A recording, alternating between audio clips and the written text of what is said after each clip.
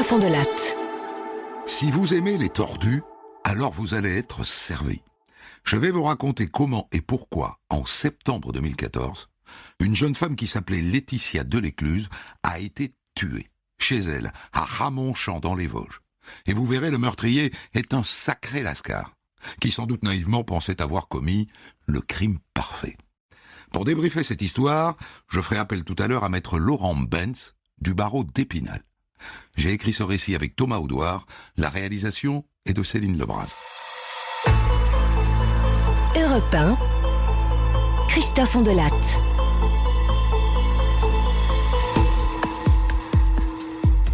Nous sommes le matin du 4 septembre 2014 à Ramonchamp dans les Vosges. Il est 8h30 du matin et le téléphone sonne chez Karine. Allô, Karine? C'est Daniel à l'appareil. Dis-moi, Laetitia n'a pas passé la nuit à la maison et ce matin, je me suis réveillé, elle était toujours pas là. Tu sais où elle est? Elle est chez vous? Ah non? Non, Daniel, non. Laetitia n'a pas dormi à la maison, non? Et tu sais pas où elle est? Vu l'heure qu'il est, elle doit être au travail. C'est plutôt la maison de retraite qu'il faut que t'appelles. En effet, Laetitia, la compagne de Daniel, est auxiliaire de vie dans une maison de retraite, à Saint-Maurice-sur-Moselle. Normalement, elle embauche à 8h. Alors Daniel les appelle. Ah non, monsieur, non. Non, justement, elle qui est si ponctuelle, elle est toujours pas arrivée. Donc, Laetitia, 38 ans, a disparu.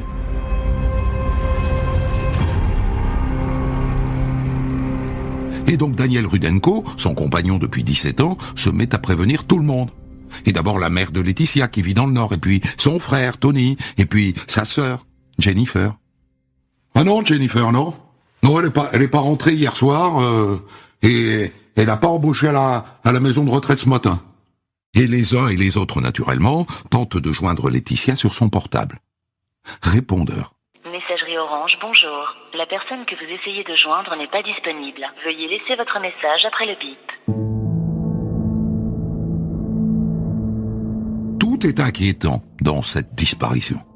Mais le plus inquiétant, le plus incroyable, c'est que Laetitia est partie sans ses deux filles. Elle est partie sans Elona et Oriane, 7 ans et 9 ans. Et pourtant, d'après ce que dit Daniel à tout le monde, et notamment aux frères et sœurs, elle est vraiment partie. Partie avec un autre homme. Moi, je me suis couché tôt, hein. Et puis, dans la nuit, j'ai été réveillé par un bruit. Il était quoi 3h du matin. Alors, j'ai regardé par la fenêtre, et je l'ai vu. Je l'ai vu qu'il montait dans un 4x4 qui était conduit par quelqu'un d'autre, quoi. Mais elle a emporté des affaires? Ouais. Et Elona m'a fait remarquer qu'il manquait des affaires à elle dans son placard, et puis des affaires de toilette, et puis son sac à main, des vêtements, tout ça, quoi.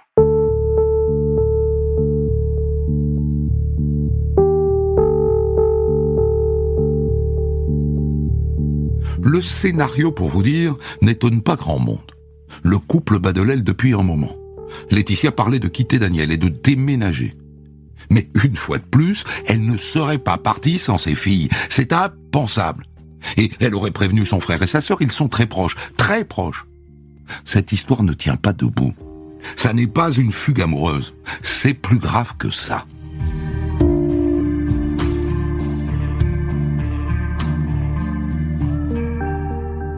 Le jour même, 2 femmes se présentent à la gendarmerie de Tillot. Il s'agit de Karine, la meilleure amie de Laetitia, et de sa compagne. Et c'est Karine qui prend la parole. Voilà. On venait vous voir au sujet d'une amie qui a disparu depuis hier soir. Enfin, d'après son compagnon, Daniel Rudenko. Et elle s'appelle comment, cette amie? Laetitia. Laetitia Delécluse. Et donc? Donc on voulait vous donner un peu le contexte, quoi. Et d'abord vous dire que le couple, n'allait pas bien du tout, que Laetitia envisageait de quitter son compagnon et que, pour vous dire, depuis quelques semaines, ils faisaient chambre à part. Leur relation était conflictuelle, violente. Ce que je peux vous dire, c'est qu'elle le craignait, quoi. et qu'elle allait mal, elle pleurait souvent, elle avait beaucoup maigri aussi. Et lui, il espionnait tous ses faits et gestes, quoi. Elle était obligée de cacher ses papiers, de cacher son sac à main dans sa chambre. Daniel, si vous voulez, c'est une sorte de tyran domestique, on peut pas dire autrement. Par exemple, y a que lui qui a les clés de la boîte aux lettres. Elle les a pas. Et l'ordinateur, c'est pareil. Il y a que lui qui a le code. Vous dites qu'elle parlait de séparation. Elle avait posé des actes. Oui.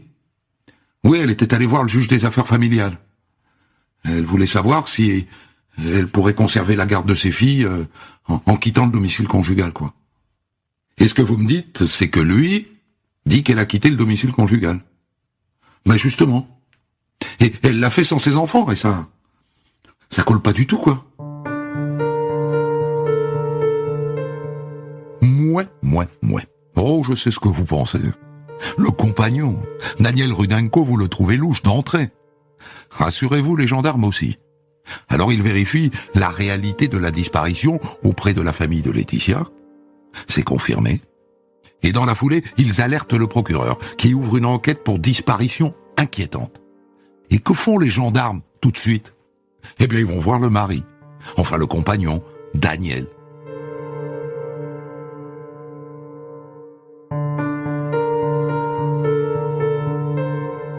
Ils y vont l'après-midi même, à Ramonchamp, toujours dans les Vosges. Une maison au volet bleu avec un joli jardin. Daniel Rudenko les reçoit sans problème et il leur fait visiter la maison. Donc, voilà son placard. Là, vous voyez qu'il manque ses affaires. C'est ce qu'elle a pris, quoi. Monsieur Rudenko, on voudrait vous entendre de manière plus formelle. Vous voulez bien nous suivre à la gendarmerie? Ouais, pas de problème.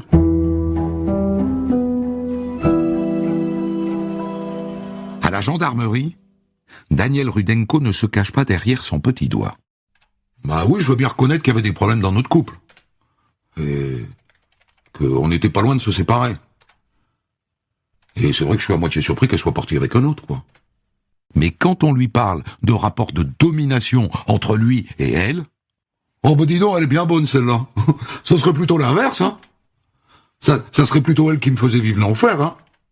Quant au fait qu'elle n'a pas emmené ses filles avec elle... vous savez... elle a jamais trop eu la fibre maternelle, hein, Laetitia. Les filles, elle les supportait pas, en vérité. Bon. Elle a un problème psychiatrique, de toute façon, Laetitia. Et les filles, elle leur fait vivre l'enfer, hein. Je l'ai vu leur donner des baffes, des coups de martinet, et souvent, ils ont des bleus, hein. Une fois même, elle a attrapé une des filles par les cheveux, elle l'a traînée, quoi. Alors c'est pour ça, moi, que j'ai arrêté mon travail. J'étais chaudronnier dans une grande boîte de BTP, je gagnais bien, hein. Mais j'étais tout le temps en déplacement, et moi je voulais garder un œil sur mes filles, quoi. Pour vous dire une fois, j'ai trouvé Laetitia en train de se toucher devant les filles. Devant elle. C'est une folle, hein. Tenez, le dernier truc qu'elle a fait, c'était... il y a à peine un mois, hein. Je rentre, les gamines venaient de goûter. On aurait dit qu'elles étaient bourrées. Alors je leur ai demandé ce qu'elles avaient fait. Elles m'ont répondu, on a bu de l'eau avec des bulles et elle avait mauvais goût. Elle leur avait saoulé la gueule, quoi. Une dingo, je vous dis. Et là, je les ai emmenés à l'hôpital avec la bouteille en question, quoi. Et dans leurs urines, ils ont trouvé des benzodiazépines. C'est un anxiolytique que je prends. Elle les avait drogués, quoi. Et même, je me suis demandé si elle avait pas essayé de les tuer, quoi. J'ai les papiers des analyses. Je pourrais vous les donner. Là, je me dis que peut-être vous avez un doute par rapport à tout à l'heure. Non? Si. Parce que si là, ce papier, ce rapport d'analyse, c'est peut-être pas lui le salaud. Et là, pour finir de convaincre les gendarmes, Daniel Rudenko sort son téléphone. Tenez, regardez le SMS que m'a envoyé hier soir. Je rentre, je prends quelques affaires et on vient me chercher, débrouille-toi avec les gamines. Et moi je lui ai répondu, tu délires, quoi? Tu te rends compte de ce que tu fais? Aller droguer les filles? Et elle m'a répondu, oui, je suis allé trop loin, pardonne-moi, j'ai pas envie d'aller en prison, je suis désolé. Dis-leur que je les aime très fort malgré tout ce que je leur ai fait.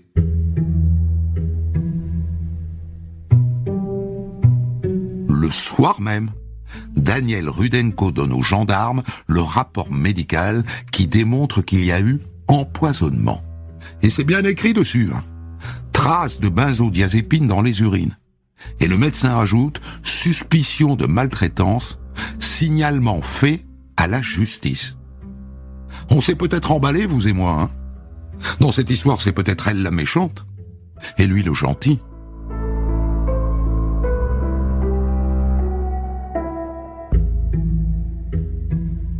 Là-dessus, une semaine s'écoule, pendant laquelle certains proches de Laetitia et le personnel de la maison de retraite viennent dire « Mais non, elle est douce, Laetitia, elle est aimante. » Mais d'autres, plutôt du côté de Daniel, racontent que c'est une folle, une maltraitante, une perverse. Pour l'instant, pas facile de les départager.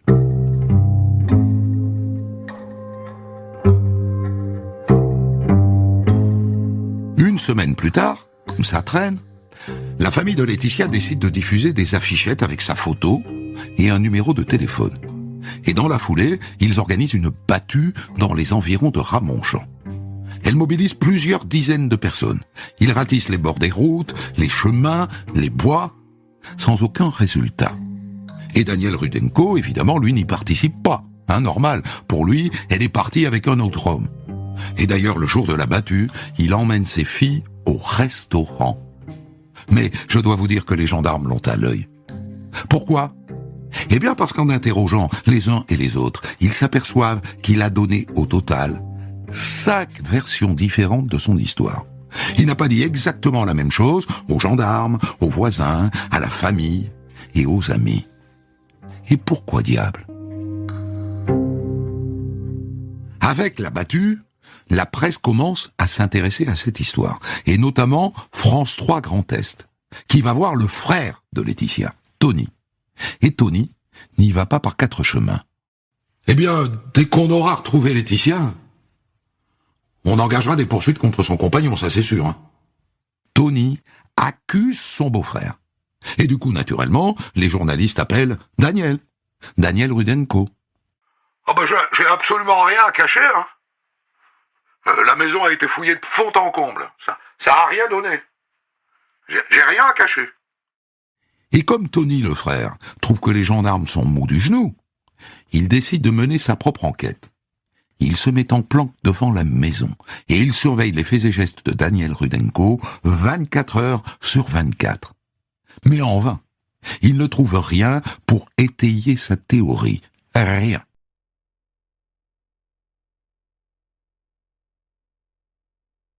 Mais entre-temps, contrairement aux apparences, l'enquête n'est pas du tout au point mort.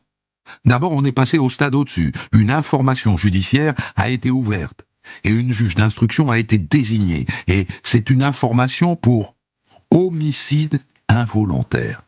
C'est intéressant ça, parce que ça veut dire en gros que la piste retenue, c'est que sans doute Daniel Rudenko a frappé Laetitia et qu'elle est morte. Désormais, ce sont donc les gendarmes de la brigade de recherche de Nancy qui mènent l'enquête. Et ça aussi, c'est un indice, la brigade de recherche, leur truc, c'est le crime. La carte bancaire de Laetitia a disparu avec Laetitia. Alors voyons si elle a été utilisée depuis. Eh ben oui, une fois. Le matin du 4 septembre, elle a été utilisée pour un paiement dans une station-service de Saint-Étienne-les-Remiremont, c'est-à-dire à 23 km de Ramonchamp. Les gendarmes foncent à la station essence. Oui, bonjour monsieur. Dites-moi, vous avez des enregistrements vidéo des caméras de la station ? Ah ben oui, bien sûr. On pourrait visionner l'enregistrement du matin du 4 septembre, s'il vous plaît. Oui, suivez-moi. Les gendarmes cherchent pile l'heure du paiement avec la carte bancaire. Voilà. Ah ! Qui voilà sur les images, d'après vous ? Il suffit de zoomer un peu dans l'image pour voir clairement son visage. Daniel Rudenko, bien sûr. Il a utilisé la carte bancaire de Laetitia plusieurs heures après avoir annoncé sa disparition à ses proches. Il est cuit. Il est cuit comme un petit lu.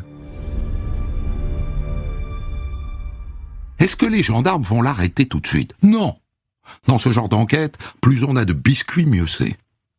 Et si on s'intéressait aux SMS, à l'échange de SMS que Rudenko dit avoir eu avec Laetitia le soir de sa disparition? Vous savez, ce SMS dans lequel Laetitia dit qu'elle est allée trop loin avec sa fille, qu'elle regrette, qu'elle lui laisse les enfants. Où était-elle quand elle a envoyé ces SMS? Les gendarmes épluchent les fadettes, les relevés de portable de Laetitia et de Daniel. Ils ont accroché la même borne téléphonique tous les deux, c'est-à-dire la borne qui est la plus proche de chez eux. Vous voyez où je veux en venir? Ces SMS, questions et réponses, est-ce que ça serait pas lui qui les aurait écrits en utilisant le téléphone de Laetitia? Ça commence à sentir le roussi, Daniel.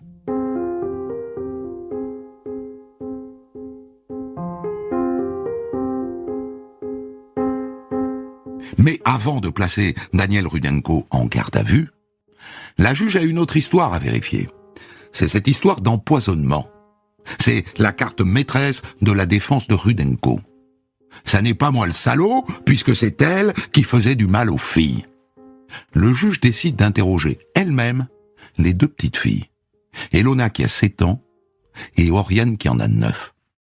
Dis-moi, Oriane, elle était méchante, maman, avec vous? Mais non. Papa, il dit aux gens que maman nous faisait du mal, mais c'est pas vrai, hein. Elle jouait avec nous, elle nous amenait à la piscine et puis plein d'autres choses. Je sais plus. Par exemple, elle dormait avec moi quand j'avais peur du noir.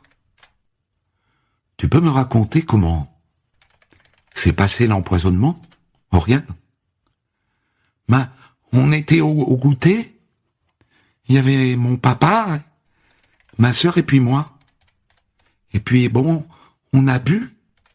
Et c'était pas bon et c'était pas normal. Et qui vous a servi, Oriane? C'était papa. Et t'avais mal au ventre? Ah non. Et pourquoi vous êtes allé à l'hôpital alors si vous alliez bien? Mais je sais pas. C'est papa, il a dit qu'il faut aller à l'hôpital. Donc la mère n'était pas là. Donc ça n'est pas elle qui les a empoisonnés. Donc c'est lui. Daniel Rudenko aurait été assez tordu pour monter toute cette histoire en prévision des soupçons qui allaient peser sur lui après la disparition de Laetitia. Sacré coco. Et au passage, ça peut signer la préméditation, ça. Mais le clou de cette histoire, c'est qu'on découvre qu'en fait, contrairement à ce que disait le compte-rendu médical, il n'y avait pas de benzodiazépine dans les urines des deux petites. Pas 1 milligramme. Le médecin qui a signé le rapport s'est trompé. Elles n'ont jamais été empoisonnées, en vérité. Jamais. Mais à qui profitait ce mensonge? Daniel Rudenko. Ça sent vraiment le roussi, Daniel. Ouais.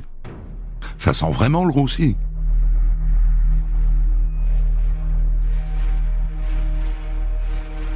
Le 30 septembre 2014, Daniel Rudenko est interpellé à son domicile de Ramonchamp. Bien, monsieur.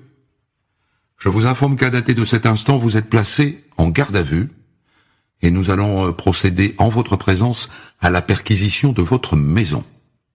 Et là, un chien renifleur de cadavres entre en action. Un chien entraîné à renifler la mort. Les gendarmes lui font faire le tour de la maison. Le clébard veut aller à la cave. Quand il le voit descendre l'escalier, Daniel Rudenko devient blanc comme un linge. Et à la cave, ça saute aux narines. Ça pue la mort. Les gendarmes déplacent un meuble.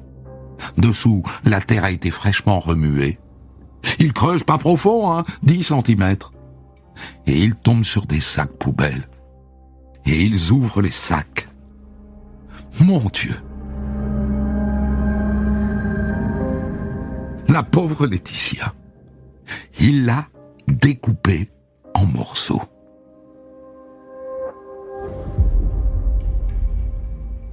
En garde à vue à la gendarmerie de Remiremont, Daniel Rudenko n'est pas très coopératif. Son avocate lui a conseillé de garder le silence. C'est son droit. N'empêche qu'à l'issue, il est mis en examen pour meurtre. Et il est écroué.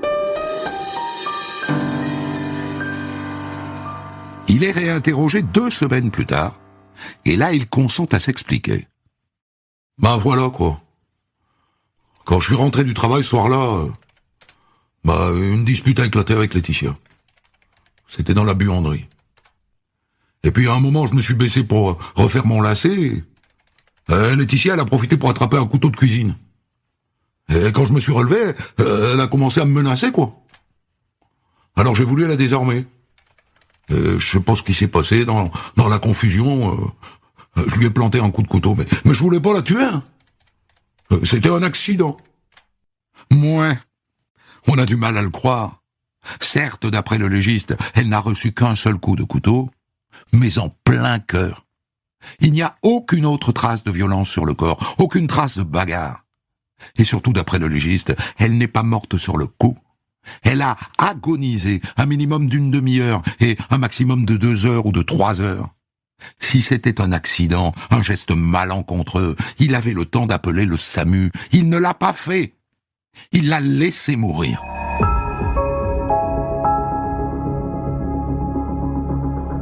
L'instruction révèle que le meurtre de Laetitia n'est probablement pas qu'un crime passionnel. Comme souvent, il y a de l'argent là-dessous. Daniel Rudenko ne travaille presque pas. Et donc il ne gagne rien. Le seul revenu du couple provient du salaire de Laetitia, soit 1400 €. Or Daniel dépensait beaucoup plus. Par exemple, il avait acheté un écran plat dernier cri. Et un proche raconte que Laetitia avait dit ce jour-là « Je veux même pas savoir comment il l'a payé ». Et puis Daniel est un accro au jeu. Il va au casino parfois, mais surtout il joue en ligne. L'enquête révèle qu'en 8 mois, il a craqué 24 000 € au jeu. Et d'où les sortait-il ? Eh bien, des crédits à la consommation, pardi. Vous les connaissez, hein ? Le CTLM, Cofidis et les autres. Le gentil petit bonhomme vert n'est pas très regardant. Daniel Rudenko aurait souscrit les crédits au nom de Laetitia en imitant sa signature. Si elle meurt, il n'y a plus rien à rembourser.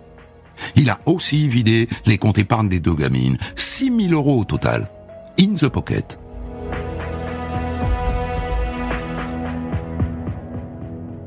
À la fin de l'instruction, en croisant les témoignages des uns et des autres, voilà quel aurait pu être le scénario du meurtre.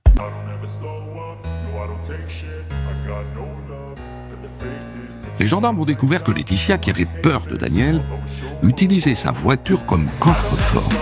Elle y planquait tout ce qu'elle ne voulait pas qu'il voie, tout ce qu'elle ne voulait pas qu'il sache. Cette nuit-là, Daniel Rudenko a probablement piqué les clés de la voiture de sa femme. Et il est allé fouiller dans la voiture. Et il est tombé sur un témoin, qui est sans doute le déclencheur du meurtre. Un bail signé de la main de Laetitia pour un appartement HLM à 3 km de leur domicile. Elle était sur le point de partir, de le quitter pour de bon. La date d'entrée était fixée au 1er octobre. Et là, il comprend. Il comprend qu'il va tout perdre. Il va perdre sa compagne, ses enfants et le compte en banque. Il est couvert de dettes. Il va se retrouver à la rue. Alors ce qui se passe après, on ne sait pas. Est-ce qu'il va la réveiller ? Est-ce qu'il se dispute ? Est-ce qu'il la tue dans son sommeil ?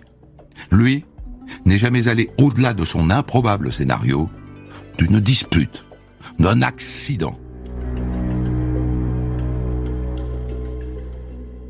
Il a mis plusieurs nuits à creuser le trou dans la cave, à la cuillère, semble-t-il, pour ne pas réveiller les filles. Mais la terre était dure.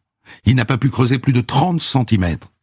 Et c'est pour ça qu'il a découpé le cadavre, pour le faire entrer dans le trou.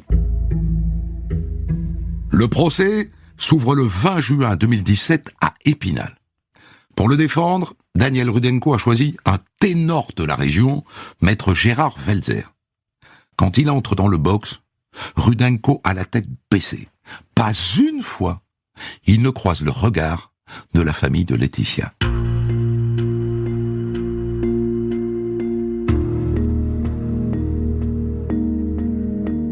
En Ensuite, il verse quelques larmes. Il consent à reconnaître une partie des faits. Les SMS, par exemple. Oui, c'est lui qui les a rédigés. Et c'est aussi lui qui a inventé la maltraitance de Laetitia envers leur fille. Mais le crime, il s'y tient, c'était un accident. Le seul moment où il consent à lever les yeux, c'est quand Christian, son voisin, vient à la barre. Il le regarde et il lui dit « Je te présente mes excuses, Christian. » C'est plutôt à la famille de l'écluse qu'il aurait dû dire ça. L'un des avocats de la partie civile tente tout de même de lui arracher des explications. Ça fait quel effet, monsieur Rudenko, de découper sa femme, la femme qu'on aime? Et là, Daniel Rudenko garde la tête baissée et il lâche. C'est horrible ce que j'ai fait. En effet, c'est horrible. Mais jusqu'au bout, il maintient que le coup de poignard dans le cœur était un accident. Et ensuite, il n'a fait que dissimuler cet accident. Mais au matin du dernier jour, sous le feu des questions de la présidente, il lâche enfin. De toute façon, c'est moi le coupable. Au terme de 4 jours d'audience, Daniel Rudenko est reconnu coupable du meurtre de Laetitia. Du meurtre, pas de l'assassinat. Les jurés n'ont pas retenu la préméditation. Et il est condamné à 20 années de réclusion criminelle, assortie d'une peine de sûreté de 11 ans. Il est accoudé dans le box. Il ne bronche pas. Pendant quelques mois, les 2 filles du couple sont placées chez leur oncle Tony. Et puis, finalement, elles échouent dans un village d'enfants. Pour elles, c'est perpétuité. Voilà pour cette histoire terrible que je vais débriefer maintenant avec vous, maître Laurent Benz du barreau d'Épinal. Vous étiez dans ce dossier avocat de la partie civile, vous défendiez les parents de Laetitia, son frère et sa sœur, c'est ça, hein? Oui, tout à fait. Les filles, 2 mots là-dessus quand même, parce que on est bouleversé par ce qui leur arrive. Leur mère a été assassinée, leur père est l'assassin, et elles finissent dans une maison d'enfants. Oui, ça a été même pire que ça, parce que au cœur de la stratégie de Rudenko, il y a eu l'utilisation, l'instrumentalisation de ces filles, puisque il les a utilisées avec l'histoire des SMS. Il les a utilisées en dissimulant les affaires de toilette, la brosse à cheveux de leur mère, et en faisant remarquer aux filles que leur mère avait disparu, qu'elle avait emporté ses affaires. En fait, il a eu ce cynisme. Moi, c'est ce qui m'a vraiment marqué dans ce dossier, c'est que jusqu'au bout, après avoir tué leur mère, après l'avoir enterrée dans la cave, les gamines dormaient un étage au-dessus. Hein. Ouais. Tout ça, ça se passe au même endroit. Après avoir mis le couteau avec lequel il a tué sa compagne au lave-vaisselle, le lendemain matin, au petit déjeuner, circulait, il n'y a rien à voir. Donc, il a utilisé ces filles auxquelles il avait enlevé leur mère dans sa stratégie de défense après le meurtre. Ça, c'est la première chose. Ensuite, bien sûr, on a eu des expertises psychologiques sur ces enfants qui ont été évidemment lourdement traumatisés, non pas par la maltraitance, parce qu'il n'y avait pas de maltraitance de la mère, ça a été établi par l'enquête, mais par le fait d'avoir, bien sûr, perdu leur mère dans des conditions aussi tragiques, et d'avoir été utilisés, le psychologue est très clair, d'avoir été utilisés par leur père, d'avoir été amenés à dire des choses qui étaient fausses, d'avoir été amenés à jouer un rôle dans la stratégie de défense du père. Ça, c'est pour moi ce qui a été le plus marquant. Et ces gamines-là ont effectivement été prises en charge par la famille de Laetitia, notamment par le frère, qui à un moment donné a dû baisser les bras parce qu'elles avaient des troubles du comportement extrêmement lourds, et que même avec les éducateurs, ils n'y arrivaient plus. Donc ces enfants ont été déclarés pupilles de l'État. Il faut savoir que Rudenko... Ils sont à la DAS, comme on disait autrefois, hein. C'est ça? Oui, c'est ça. Mais ce qui est important de comprendre, c'est que la Cour d'assises, non seulement a condamné Rudenko à 20 ans de réclusion criminelle et 11 ans de sûreté, mais l'a déchu de son autorité parentale pour éviter que la manipulation continue. Oui. Il faut savoir que pendant l'instruction, il n'a pas cessé d'essayer de contacter ses filles, y compris en fraude, des interdictions du juge d'instruction. Alors, justement, le quantum de la peine, 20 ans, il encourait 30. En vérité, si on avait retenu la préméditation, et moi je suis étonné qu'on l'ait pas retenu, parce que l'histoire de l'empoisonnement, ça pose un peu la préméditation. Il encourait perpète. Il s'en sort pas mal, non ? Alors, oui et non.